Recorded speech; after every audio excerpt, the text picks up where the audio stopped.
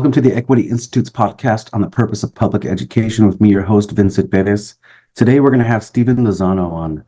It's the first and only in-person interview that we did, so special thanks to Steve for coming out and doing that in person. It also veers off a little bit from the purpose of public education to really talk about where do young students who are getting ready for graduation and really in the high school realm, where do they find opportunities to learn about careers and options that are available to them? Stephen Service does an amazing job of this with clear interviews and opportunities to learn from the people in the various positions that students might be interested in. Please welcome Stephen Lozano. Stephen, thank you so much for making time to be here. Thank you for the invitation. This is a really important conversation to me, thinking about our K-12 system and what it has to offer our young people. Mm-hmm. For our audience, could you tell us just a little bit about who you are and what is your connection to public education? Oh, okay. Yeah, sure. My name is Stephen Lozano. I a retired corporate banker. I grew up in the Central Valley of California. My father immigrated from Mexico. I grew up in a Latino family. Went to public school down in California. I decided to go to college mostly because my mother insisted on it. And so just I think from their perspective, especially from my father's perspective, just as he would say, you got, your roof over your head and 3 squares a day. I've taken care of mine. But my mother saw a little bit in me. I was a relatively good student, and I had no idea what I wanted to do when I got out of high school. And I was planning on getting an apartment with some of my buddies of mine. We were all working in restaurants, and between the three of us, we could afford a place. My mother said, Steve, you should go to college. You got decent grades, and that's a way to advance yourself. And since I really didn't have any better ideas as I thought at that time, I decided to go to a community college. And at that time in California, there was no tuition for community college. The books were about $100, and she said, you can live here, you can go to school full time, but any other spending money for cars or girlfriends, anything else, you're on your own. No problem. So I went to community college for a couple of years. I was taking some business courses. I aced the accounting course, and my accounting professor said, Steve, you're really good at this. You should think about being an accountant. So I, again, didn't know what I wanted to do. So I thought, well, that makes sense if an accounting professor is telling me I'm good at it. So I transferred to a 4-year university, Cal State Sacramento, got my accounting degree, graduated, studied, passed the CPA exam, and then worked as a CPA for a few years. And it was at that time when I learned I hated accounting. but not till after I invested a lot of time. And so I was fortunate enough. I was working at Bank of America at the time, and I was able to talk my way into the corporate banking group while I didn't have a master's, which is a requirement. Because I had my CPA license, they assumed that I was pretty good with numbers and good with business, and so they put me through Bank of America's global corporate banking training program, and I ended up doing it for 30 years. Most recently, I was the market president for corporate banking for Union Bank, which is a subsidiary of a large Japanese bank. And so I managed corporate banking for California, Washington, Oregon, Alaska. Oh, wow. Yeah. So I had a great career, one that I really did not know existed. And it was during the execution of my banking career that really kind of got me onto what I'm doing today. Because if you're a corporate banker, you're basically lending money, you're getting money out into the community, larger companies. And you would think that companies come to you. It's vice versa, where you're banging on doors and trying to convince good, solid businesses to borrow your money instead of Bank of America's or U.S. banks or key banks. And so I got a chance to see lots of different companies, airlines, seafood companies, lots of ag in Artesia, Washington, wholesalers, distributors, manufacturers. And what struck me, and it was the funnest part of the job, was learning about all these different kinds of careers and businesses that I never knew existed. Right. And I was always amazed, I should say, I would see something new, and it's very different kinds of careers. And it was just fascinating to me. And I had 2 daughters, which are they're older. When I say older now, they're mothers and married. And when I was trying to coach them into what to do in college, it struck me that the tools to help young adults choose careers, I didn't think were very good. And as I figured out it was time for retirement for me, it was time to reboot myself. That was just an interest in mine, because I felt very strongly about those that invested in me, because I really, got into commercial banking and I did not know anything about I would call business. I knew accounting, but I didn't know how to do business. And I had a lot of individuals who invested in me that helped me grow as a banker, as a person. And if I can be successful, I think anybody can, because I'm certainly no genius. But, I made an effort. And I think what they saw was somebody who was going to come to work and work hard every day. And my life turned out much, much better than I ever imagined. And so I'm hoping to pay that back in the cosmos, if you will, by forming this company and helping young adults, particularly those of color, think differently about the opportunities that are out there that they simply just don't know about. Can you say a little more about it, about the organization and what you do? Yeah. So when I did my reconnaissance, when I first started looking into careers and how students in particular choose careers, what I learned is that most students really don't know what they want. And you think that by the time they're seniors in college that was determined. It's not. So I interviewed nearly 200 students, community colleges, four-year universities in the Northwest up here, UW, SPU, SU, and three or four community colleges. And what I learned is most students really haven't decided what they want to do, even after they've chosen a major. And at the same time, I interviewed college counselors. And the only thing they could really agree on is if students are really interested in learning about a career, they should go talk to somebody who's doing it, which makes perfect sense. The challenge is they won't do it because it's difficult. You kind of have to know what you want to do. You have to find somebody who's doing what you want to do. And even with LinkedIn, it can be a challenge. You have to reach out to them. Most people don't respond positively right away. You have to follow up multiple times. You have to get past your gatekeeper. You have to make an appointment. You have to, what questions do I ask? And so it struck me that is a great resource for students. Hey, what if I do the interviews and put them online for anybody to hear, right? And that's kind of how I got started, because I felt like, what would I like if I was 18? If I was just thinking about careers, I would love to be able to have a conversation with somebody about a career maybe I didn't know about. But what if it's available anytime online? And that's what I'm building. So I'm curious, you're doing interviews with professionals in various career fields. How many have you done, and how do students access it? Yeah, I've done over 150. It's available online. Just go to www.vitaes.com, and it's free and searchable and available. The toughest part is getting it into the school system, getting educators and counselors to use it as a resource, because you might agree with this. What I've learned in trying to get the content, which is free, into the school system, it's difficult. That's because, in my opinion, the education is kind of like its own industrial complex, right? There are lots of different perspectives, lots of different constituents, and they're all very busy. And so anything different than what they're already doing comes with a lot of reluctance and, frankly, just not a lot of acceptance. So the hardest part is getting schools to make it available to their students. So I'm really hearing a few things around like access and exposure, right? That students exploring what their post-secondary experience is, and even into higher ed, or even if it's a student who wanted to choose something in the trades. And so I'm curious, like, what kinds of professions are you inviting in? This is my saying my mother used to say: "One man's trash is another man's treasure." Right? I got a 4-year degree, but that I certainly am not suggesting that that's the right thing for everybody. So I'm growing our library of content. I focused mostly on my network, and as you might imagine, because I was in finance, I've got a lot of banking careers and accounting careers, and I'm actively looking to expand in the trades, because I think there's some wonderful opportunities in the trades. And really, any career, in my opinion, has got merit, because what you might like, I may not like, and vice versa. So most of mine right now are in healthcare, in STEM, in finance, in human services, government, business administration, corrections, law, that sort of stuff. So it's a pretty wide variety, but my goal is to have, instead of 150, 1,500 different careers, people of color in particular.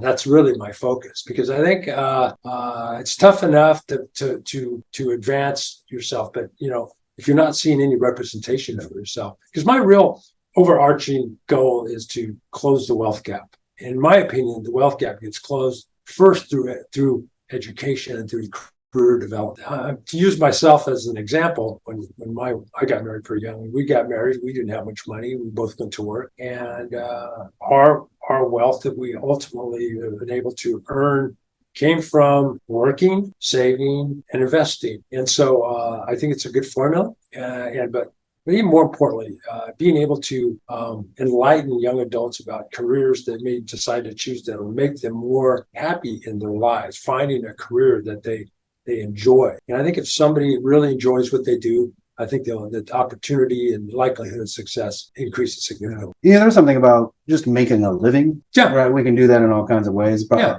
I think a lot of people go to jobs they don't enjoy, right? That's just 60% of Americans don't like what they do every day. 60%. 60%. Yeah, there's some real consistent statistics regarding that. Another really interesting one that's fascinating to me, another reason why I'm doing what I'm doing is 5 years out of college, 80% of college graduates are working in a different field than they studied. 80%. And especially today, when you think about the high cost of higher education, I think that's part of the reason why people are as unhappy with their lives as they are. They're doing stuff they don't like. And there's lots of different reasons why.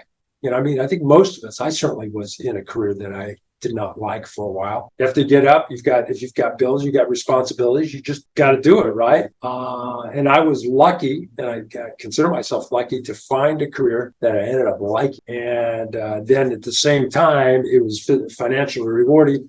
And there were people who invested in me that took the time to coach me up to the next level. So with this tool, this resource, exposure to various careers, and as you've tried to connect with schools to offer this resource, from your perspective, even when we talk about like just our own human meaning, right, and happiness and our this existence we have, what is the purpose of education? My 2 cents, my opinion.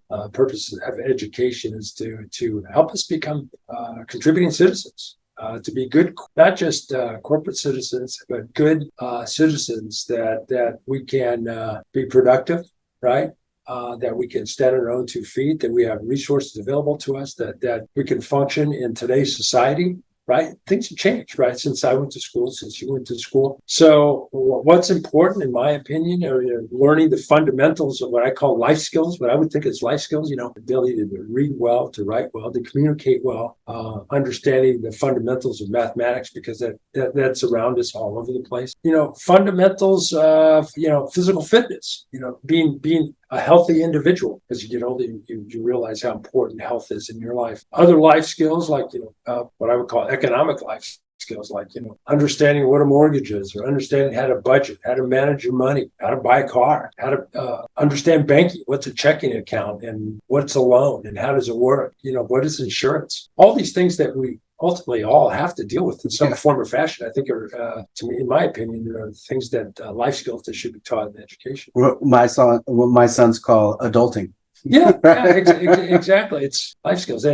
And again, my humble opinion is education, public education, should help us think about how to be productive in the workforce. What careers are available? My focus is specifically on trying to share, here's what's on the menu out there. Think about, think differently. And so I feature professionals of color because they tell a unique story, whether you're Black or Asian or Latino. Whenever you hear somebody that looks like you, that has your culture, you think about it differently. You accept it differently because they're just like you. And I think we all respond better than that way. We can see yourself in that story. Absolutely. Right? Yeah. Absolutely. So not only, again, I'm just creating this company from my perspective. It's not just the what, say, hey, here's what a corporate banker does. What's your day like? What do you like about what you do? What don't you like about what you do? How much money? What advice would you give somebody that's interested in doing what you're doing, right? Because you know what you're doing, right? And most importantly, a couple of things. What education is necessary, and how did you get there? What was your path, right? Because I think a lot of young adults think everybody else has got it figured out, right? And there's this linear path to success. It's not the way life works. We all have had side steps. I mean, I had a minor step. I got a degree. I got working for a bank as an accountant. And then after a few years, realized I can't do this anymore. I can't stand going to work, or the work is terribly boring. Right. So I had to shift gears. And I remember the anxiety I had because I was shifting gears. I was already married, 2 kids, mortgage. I mean, I joke, I was in the Army, man. I couldn't just do something different and make half as much. So I had to make a shift. And I was, like I said, I was lucky I found a career that I liked it, paid me reasonably well. And so, there's something about like choosing young, and we're told, right, find, go set your goals, and then realizing like that's more of a pinball, living. So I'm curious about what you've seen really work in terms of young people finding their pathways. Yeah, what have you seen really working? I mean, it's kind of broadly about education, but whether that's experiences you've seen schools offer, or even just directly from the people you've interviewed and the students who are participating or using this resource. Yeah, it's been great to hear from so many successful people in their careers, and there are themes that keep coming up over and over and over again. Get started. I mean, to steal a Nike phrase, just do it. From wherever you're at, take action, do something, get started, talk to people. Don't be embarrassed about asking about what they do and why they do it. I stumbled on an interview of I think it is Sal Khan. I don't know if I got his name right, but the Khan Academy. Oh, he was saying, his family would have parties a lot and dinner parties, and he would constantly pepper all the attendees with, "What do you do? Do you like it? How much money do you make? Would you do it again?" Just ask a ton of questions wherever you come from, and don't be shy about what your questions are. So that comes up often. Be willing to change. Be open to new circumstances. Be willing to take chances, right? I think as a former manager of a lot of different people, what I always valued in employees that worked for me was willingness to give something a try, willingness, bring a great attitude to work, confidence in their own abilities, and also acknowledgement that they're human, right? We all make mistakes, we all have biases, but if you can come to work with a willingness to try something new and try to succeed, and just be willing to take chances on themselves. And those are themes that I've heard over and over and over again. There is something about belief in self or self. Yeah. That's not always easy to do. Yeah, because we all have insecurities. I always have. My dad used to always teach me, "Hey, you're no better than anybody else." It's like I never felt that way, right? But there was this humility that he kind of instilled in us. And you learn more about seeing what your parents do, not what they say. And so, my dad, a working guy, we treated everybody as equal. And so that's how we were raised. So it's important, in my opinion. None of us are any better than anybody else. We all get treated equally, right? And so that's something that values that I like to bring to whatever I do. And on the front end of that, you talked about the questions. There's something about the curiosity, because even the question of like, how much money do you make? Right. We're taught in our culture. Right. It's not something you talk about. Right. So, but kids want to know, and it's a valid, what a valid question. So how did you develop these questions, or like, how do people respond to these very kind of poignant, like, this is what young people want to know? Yeah.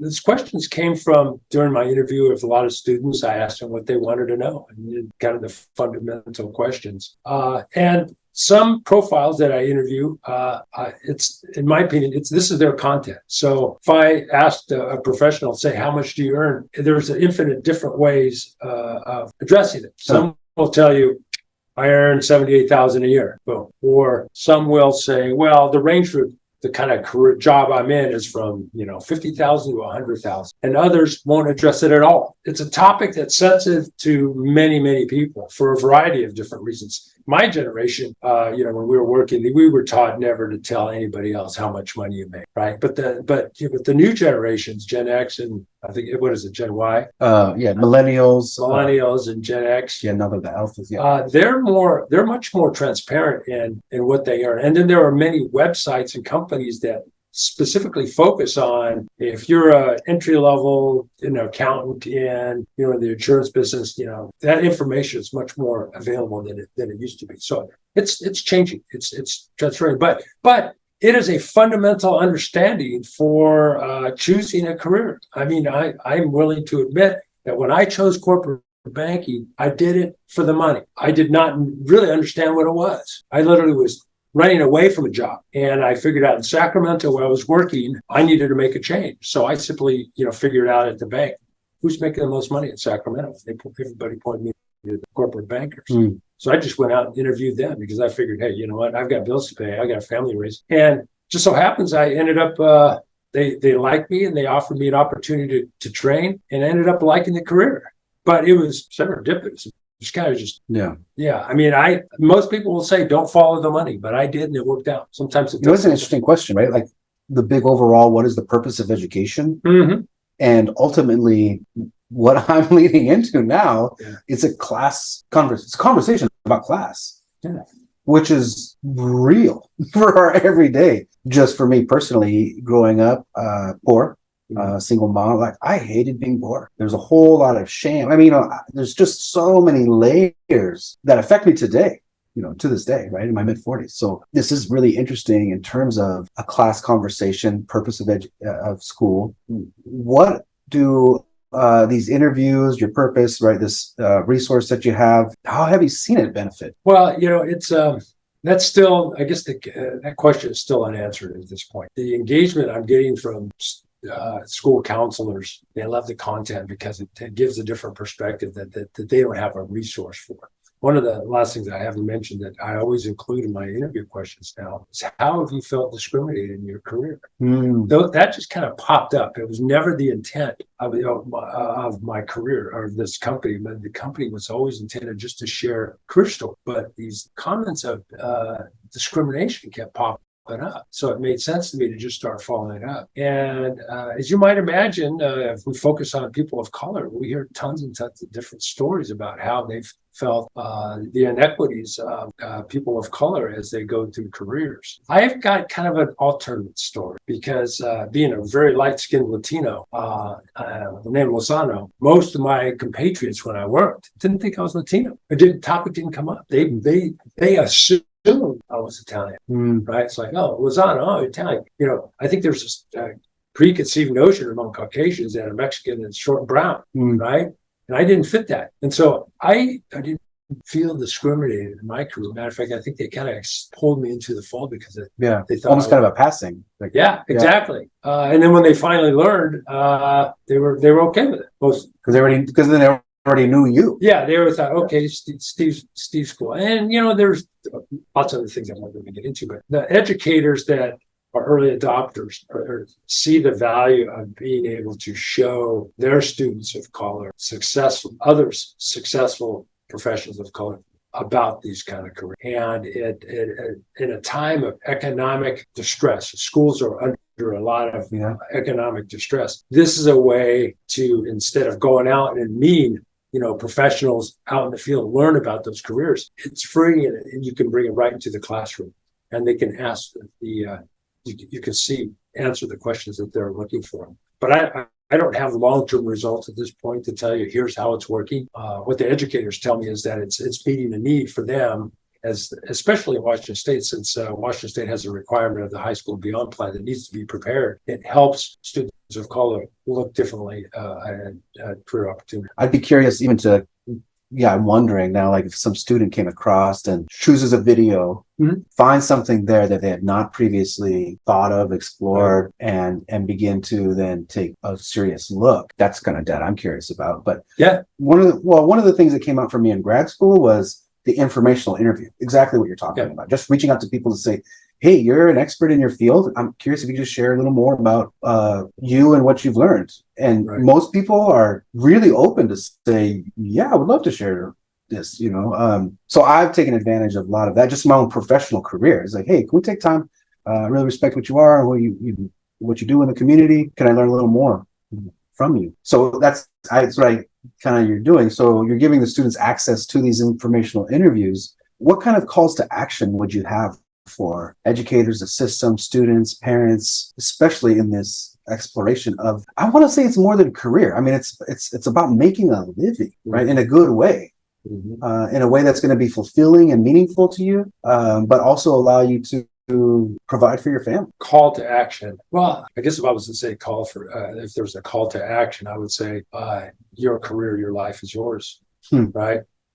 You and only you are responsible, no matter who cares about you. It's your parents, your friends, your family. You are the only one that's going to be responsible for what happens in your life. And so I would say take responsibility for yourself. If you're a parent, maybe share the tools, learn more about different tools that are available to help your kids and your children think about careers. And kind of back to what I've learned from a number of different profiles. Take chance, ask the question, right? So I do informational interviews, put them online, but there's nothing better than doing it yourself and exactly what you're interested in. So I would say, use the resources available to give you kind of a general sense for what you want to do, right? And then from there, LinkedIn is a wonderful tool. You can do searches on different kinds of careers. And like you said, most people will say yes. I mean, that's how I got started. So I found out about commercial banking. I picked up the phone. I called the guy who was responsible for commercial banking. Said, "Hey, my name's Steve. I'm internal auditor. There's not an official call. I'm here. I just want to learn more about what you guys do. I'm thinking about my career development in the bank. Do you have 15 minutes to talk?" Yes. You're always going to get a yes. We sat down, we talked for 2 hours. Wow. So he liked me, number one, because I took the initiative. I picked up the phone and I asked for the interview. And then once we had our interview, he, unbeknownst to me, he was thinking about hiring somebody from college. He goes, "Wait a minute, I can hire somebody within the bank, and they already know the bank, and he's already trained in some respects. So I'll just train him." I created my own luck. I can probably name 15 different interviews where somebody says, just get started where you're at. And don't be afraid of failing, right? Don't be afraid of asking stupid questions. Don't be afraid of making mistakes, because everybody who's been successful has not made tons of mistakes. When you think about athletes, professional businessmen or women or judges or politicians, I think they will all tell you the same thing, that life is paved with bumps and bruises, and just don't let those things get in your way. There's two things. One, a formula that I often have, like for young people, and for what do we do when we have these learning environments, is explore your inclinations. Like, what are you, builder, healer, and I just see this thing in students, right? And you get to pull out, this is interesting. I always see you're tinkering over there, and I wonder, I want to be a mechanic. But your mind is really thinking about how things work together. Is it a mechanical engineer, right? To really explore, okay, you have this kind of fixed mindset about, I like to use my hands, but there's a lot of ways to do that, right? And so with that same inclination, or I see your friends are always coming to you. You seem like a natural counselor, right? Like you're always there for your people, and you're like, maybe there's a healer in you. Have you talked to social workers or therapists, or So I love that about being a teacher. I love to recognize the kind of spirit in young people and inclinations that kind of lean this way or that. And you might recognize something that they don't recognize in themselves. Yeah. But giving them time and exposure to explore what that might mean, right? That to me is, and then on top of that, so, what is your calling essentially is the question, right? Mm-hmm. What are you called to do? Couple that with a need in the world, and you have a career. Right. That to me is it's a very kind of simple formula, but to me, where do we find meaning and fulfillment if it's not in these natural inclinations? Yeah, you got to feel connected to the work. And when you don't, learning about things you don't want to do is just as valuable. You may have this image that, I always wanted to be a teacher. So volunteer as a student assistant. And, maybe after 6 months, you think, I don't like this. That's good. You learned something about yourself. You didn't, become a teacher and spend, 10 years doing something you didn't like. You decided, guess what? I don't want to do this. Maybe there are plenty of other careers where you can teach and educate, but maybe you don't have a classroom. That's interesting. There's lots of different careers in education that don't require you being in a classroom. Just learning that can help you maybe get to your path. So I really see your service as a kind of, in addition to what CTE at its best, career technical education, really doing and exposing young people to try this or that. And that to me is the beauty, right? If we take this time in a high school, that, and you get credit for it. Yeah, I went to read to the students at elementary school. I was there for a semester. So I got my credit, and I realized it wasn't for me. Or no, this is my love, and this is my passion, right? So, and I think giving all of those various opportunities for that exploration, and you do this kind of augmenting or this addition to these pathways that they would otherwise not have access to. Yeah, I'd like to see public education spend more time for obvious reasons. But I mean, if I was a student, helping me, give me time to explore, right? Learning about what's on the menu. Because what I know about, if you're 16, 17, 18, what you know about the world around you is very limited, right? To whatever your family or friends, folks, I knew my dad was a mechanic. I had an uncle who was a postman and other people that worked in the state. That's kind of your global understanding of what the working world is, right? If you can expand it considerably, to me, that's a perfect use of it. Yeah. To see the opportunities that exist out there and really kind of gain a better understanding for what those might be. And it's a starting point for figuring out, okay, I like this interview. I didn't know you could be a cash management officer at a financial institution, and you just help companies manage their cash. That's all you do. Wow. That's a job? Yeah, it's a job. It's a well-paying job. Oh. Well, maybe I'll go talk to some people like that. You might find out you like it. You might find out you don't like it. But at least, you've learned something about yourself, and you've learned something more about, the potential careers.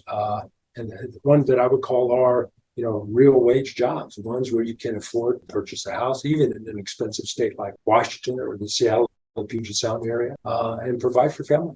Livable wage job. A livable wage, exactly. So I've been wrapping these up with a real kind of lived experience question about your own, especially public ed in particular, right? Their higher ed is a thing in many, but what did school do for you? Like, you said you were a pretty good student, but how did it impact you? How did school impact me? That's a pretty broad question, isn't it? The K through 12, I think it impacted me because I got a chance to meet a lot of different kind of people.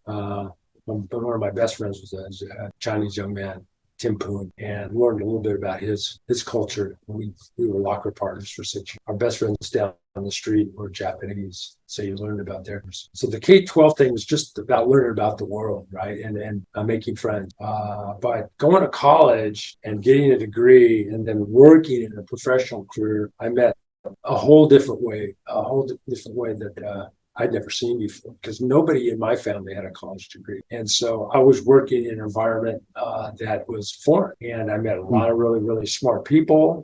And I learned about careers and businesses that I never knew anything about, that expanded my global perspective of possibilities, right? It's like, okay, you can be an accountant, banker. What do bankers do on money? It's like, well, how does that work? Business. So I learned about businesses, right, that I never knew existed. And I was shocked how many businesses there are out there. I really learned about the risks that they take every day, how much money some of these businesses can make. It's always mind-blowing to me. Some of these businesses will just make just gobs and gobs of money. And simple. And I learned that, most of these business owners were no smarter than I was. Opportunities, they knew about opportunities I never knew existed. So it was really opening up the world of economics to me that I never saw before. Never saw it. Just wasn't in my family. We were working folk, and that's ain't nothing wrong with that. But I just you think differently about money. It made me change. Make me change the way I think about money. Instead of is it available to spend, into it's a tool to invest, not just spend, not just earn. It's how do you build wealth. You think differently about what it is, what it's for, and your behavior changes. At least mine did. I am a business owner. Yeah.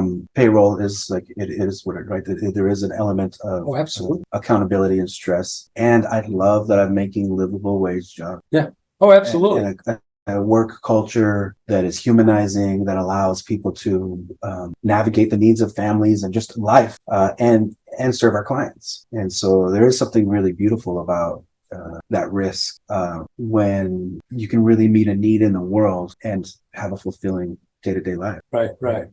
Absolutely. Yeah. So you found your niche. You're building your niche instead of working for somebody else and perhaps a job you don't like. You found something that gives you fulfillment. At the same time, you can make a living at it. And make jobs. I was intentional about that. I wanted to make jobs. That was one of my goals, for sure. Yeah, those small business is the biggest employer in this country. Yeah. That's what really drives the U.S. economy. Yeah, absolutely. Thank you so much for your service, for coming here in person. My first podcast interview in person. So thanks for being here. Thank you, Vincent. Appreciate it.